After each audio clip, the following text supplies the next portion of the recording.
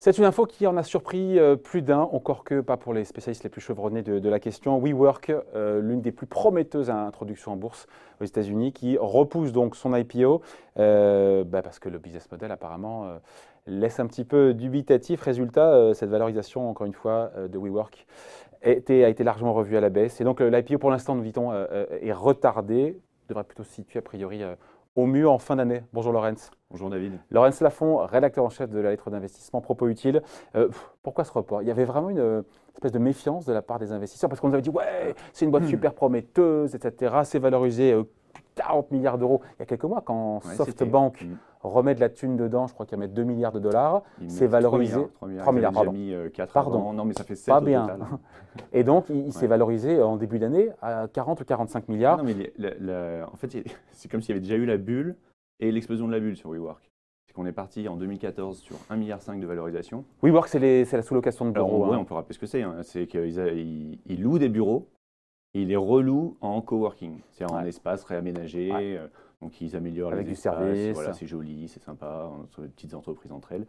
Ils ont été multipliés par 10 en valorisation entre 2014 et 2015. On passait à 15 milliards, puis 30, puis 40. Et effectivement, début de l'année, près de 50 milliards la dernière rentrée de SoftBank, qui est quand même le spécialiste du capital risque, le géant du capital risque. Et là, ils ont voulu faire leur introduction, et à 30, enfin à 45… C'est chouette votre bureau, dis donc, Laurence. Oui, je sais pas si j'aime beaucoup les plantes. Je ne sais pas chez Propos Futile si on est aussi bien logé. Bon, et qu'est-ce qui se passe? Pourquoi tout d'un coup il y a une méfiance des investisseurs? Parce qu'apparemment la valorisation, aujourd'hui, ça ne vaudrait plus que 15-20 milliards. Pardon, mais quand on perd 2,5 fois sa valeur en quelques mois, qu'est-ce qui s'est passé? Ça c'est même pas passé à 10. Déjà, vous avez un dirigeant qui a voulu s'approprier un petit peu la majorité, se garantir la majorité du groupe, quoi qu'il arrive. Donc là où vous vendez… Il a raison, non? Oui, non, mais bien sûr, mais enfin, il y a des limites, vous allez voir. Il vend des actions, une action, un droit de vote aux investisseurs, et lui, il a une action, 20 droits de vote. Ah ouais, d'accord. Bon. Donc là, un peu mégalo, il était sympa, il a réduit à 10. Bon, c'est pas passé non plus. C'est quelqu'un qui est assez spécial. Quand vous regardez de près, ce qu'il fait, c'est qu'il a acheté des locaux, lui. Il les loue à WeWork, qu'il les reloue derrière. Il a même emprunté de l'argent à WeWork à un taux 0,6%, peut-être pour acheter ses locaux. Donc vous voyez un petit peu, il est des deux côtés de la barrière, c'est assez étrange. Donc en termes de gouvernance, c'est pas idéal. Vous avez pardon, c'est pas seulement pour une question de gouvernance qu'une boîte voit sa valo divisée par plus de 2. Il y a plusieurs éléments. Parce que valoriser 47 milliards, on est à 15-20 aujourd'hui, manifestement en milliards de dollars, c'est hyper violent en quelques mois. C'est hyper violent, mais vous avez aussi le fait qu'au niveau de la comptabilité… C'est pas seulement pour une question de gouvernance. À la compta, qu'est-ce qu'il y a sur la compta? La compta, non mais voilà, quand vous avez un groupe qui grossit à cette vitesse, c'est le principe des licornes. C'était le thème quand même, les licornes, David. Oui, on y vient. Non, mais l'actu, pardon, on est aussi dans l'actu du jour. Ou d'hier, c'est WeWork qui reporte son introduction. Et on va élargir en expliquant que les licornes, globalement, Uber et compagnie, boivent la tasse sur les marchés. Vous avez une société qui grossit aussi vite, qui perd de l'argent. C'est-à-dire qu'elle rentre, l'année dernière, elle rentrait 1,8 milliard de dollars de revenus. Elle en perdait 1,6. Elle perdait quasiment elle faisait autant de pertes que de chiffre d'affaires.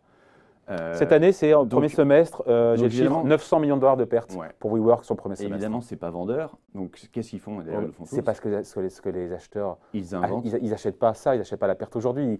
Qu'est-ce qu'on joue là-dessus? On joue les milliards dans les mirifiques dans les prochaines années. Mais ça parce que… il y a eu des tours de table qui sont précédés et c'est l'idée qui est vendeuse. C'est voilà, on grossit très vite, on a une croissance de dingue et le jour où on veut être rentable, on claque des doigts et on est rentable. La question de la comptabilité, c'est quoi? C'est que le fait qu'il y ait des pertes, c'est ça? C'est pas une question comptable. Non, mais vous avez des ça. pertes, mais non, mais parce que dans le prospectus d'introduction en bourse, ils sont obligés de revenir un petit peu à la réalité. Mais ce qui se fait avant, c'est de dire, voilà, quand on a une perte de 1,8 milliard ou 1,6 milliard, en fait, on va enlever les frais d'ouverture des nouveaux locaux. Quand ils ouvrent des locaux, ça leur génère des frais. Ça, c'est pas récurrent, on les enlève. Les frais de marketing, c'est pas récurrent, on les enlève. Les frais d'administratif liés à cette ouverture, c'est pas récurrent. Au final, ils arrivent à dire, oh, en fait, on est rentable d'un demi-milliard. Ça, à Wall Street, c'est en train de faire tilt quand même. Il y a quand même des lanceurs d'alerte, comme on dit, qui, sur cette manière de comptabiliser les chiffres d'affaires et les bénéfices, disent ça devient n'importe quoi. On est revenu un petit peu dans l'esprit des années 2000. Alors pourquoi SoftBank est rentré sur une valorisation de 45 milliards, encore une fois, il y a 6 mois? Et pourquoi est-ce qu'aujourd'hui, ce qui était acceptable il y a 6 mois ne l'est plus aujourd'hui? Pourquoi est-ce que ces ratios-là font penser à une bulle? C'était le cas il y a… Parce que comme toutes les bulles, tout a une fin. Je pense qu'il y a eu déjà des signaux d'alerte récemment, sur les dernières introductions de licorne. Ouais. Vous avez Uber. Alors, ils sont tous parvenus à s'introduire. Uber, moins 17% depuis son IPO. Ouais. Slack, moins 30% depuis son IPO. Lyft, je n'ai pas les chiffres sur Lyft. Lyft, on perd 30, un tiers. Voilà. Donc, elles sont toutes en perte. Donc, tous ceux qui sont rentrés à partir de l'introduction sont en perte. Ouais. Vous avez une société qui s'est introduite il y a quelques jours, qui s'appelle Smile Direct Club, qui fait des gouttières pour les dentitions. Rigolez pas, David, ça vaut 10 Non, milliards. je rigole pas. Ça vaut 10 milliards. Ouais. Elle a perdu 28%. Mais en quoi c'est… Le premier jour de cotation. Non, mais il y a une vraie défiance. Tout d'un coup, ça y est, les choses… L'activité n'a rien à voir avec du Slack et de la messagerie ou du Uber ou du… C'est une licorne. C'est-à-dire qu'elle est passée de rien à quelques temps à 10 milliards récemment. Donc c'est toujours le même principe, c'est de l'endettement, c'est des tours de table, c'est la patate chaude que tout le monde se refile jusqu'à un moment où on arrive en bourse et on espère introduire en bourse au plus haut de valorisation, ce qui a raté sur WeWork. Toutes ces IPO de licorne qu'on a, qui sont des gros dossiers, pardon, Uber, c'était le dossier de l'année. Voilà, ça a mal tourné quand on fait le bilan, c'est ça aujourd'hui hein? Pour l'instant, oui, ça tourne mal. Je pense que la bonne partie de l'histoire des licornes est derrière elle. On parlait de la comptabilité et on retrouve toujours les mêmes histoires qui posent problème. Finalement, il y a des similitudes entre les dossiers. Tous ces dirigeants de licorne ont un ego de dingue. C'est-à-dire qu'ils ne veulent pas lâcher l'affaire. Ils veulent s'assurer quasiment une succession en cas de pépin. C'est ce qu'a fait le PDG de WeWork. Ils ont les mêmes pratiques comptables. C'est-à-dire que voilà, ils ne gagnent pas d'argent. Leur perte même augmente au fil de la croissance. C'est quand même dingue. Donc ils changent. Dingue, oui et non. C'est la course à la part de marché. Et puis, mais winner takes all. Et puis après, ça devient rentable. Sauf que le business model, il est où finalement? Il nous dit qu'ils sont disruptifs. Business model de WeWork. Il y a une défiance sur le business model de WeWork aujourd'hui. On le rappelle, ils louent des locaux. Donc ils ne possèdent rien. Ils n'ont pas d'actifs. Ils louent des locaux. Ils les relouent derrière. Sauf que les locaux qu'ils louent, ils les louent à long terme. Ils ont des baux en moyenne de 15 ans. Donc si on prend les baux de 15 ans de tous les locaux qu'ils ont pris dans le monde, ils ont près de 50 milliards de dollars à payer au cours des 15 prochaines années. Ouais. Et en face, ils ont quoi comme revenu? Ils ont du revenu du coworking. Mais qui n'est pas… Le coworking, c'est quoi? C'est la journée, la semaine, le mois. La semaine. Si vous le prenez 6 mois, vous partez du jour au lendemain. C'est volatile. Donc vous avez des coûts. Oui, mais ça on le savait dès le début. Pourquoi est-ce qu'on s'est excité et tout d'un coup on se dit dis donc, les engagements c'est sur 15 ans et les rentrées d'argent c'est sur 6 mois ou sur un jour. Parce que les liquidités sont abondantes actuellement, qu'il y a des rendements nulle part et que voilà, c'est le principe même de l'afflux de liquidités sur des dossiers. Mais aujourd'hui, c'est carrément, on parle d'un report, c'est pas une annulation encore une fois de l'IPO de WeWork. En fait, si le business model, il y a une défiance sur la viabilité du business model, ça change quand même l'équation, non? C'est pour ça que SoftBank veut attendre quelques mois, plutôt que de prendre sa paume sur une introduction à 10-15 milliards. Ils veulent attendre quelques mois pour démontrer que ça y est, ça continue de croître à un taux dingue et qu'ils pourraient être capables de générer des profits. C'est un pari, je crois qu'ils n'ont pas le choix de toute manière, ça ne passe pas maintenant, donc ils essaient de repousser. Mais c'est vraiment, je pense que c'est un tournant pour l'histoire des licornes. Oui et non, c'est un tournant, mais en même temps, avoir, pardon, Laurent, des investisseurs qui sont plus regardants sur les dossiers, c'est plutôt sain. Bien sûr. Bien sûr, mais moi je suis plutôt rassuré de voir à un moment que les rêveurs autour des licornes se réveillent un petit peu. C'est-à-dire que c'était très simple tant que vous avez donc ce principe des tours de table où la mise augmente à chaque fois, il y en a qui rentrent, il y en a qui sortent.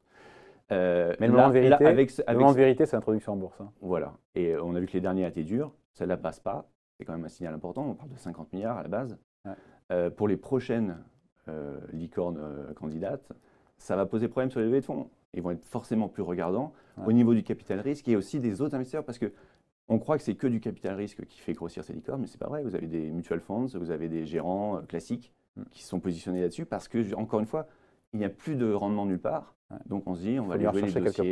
Donc c'est vertueux à terme. C'est vertueux de voir que… C'est peut-être un atterrissage enfin sur la réalité de cette manière de grossir. Et puis ça évite pour les gogos, les petits derniers comme nous qui allons acheter les actions au moment où ça s'est introduit en bourse, de se prendre un gadin sur Uber, sur Lyft, sur Slack. Pour les gogos comme vous dites, c'est-à-dire que vous avez des périodes de lock-up pour ces sociétés, donc de blocage.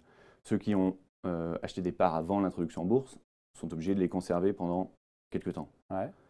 Ces périodes de lock-up arrivent à terme, progressivement, et là, sur la fin de l'année, vous avez 38 milliards de dollars de lock-up qui sautent.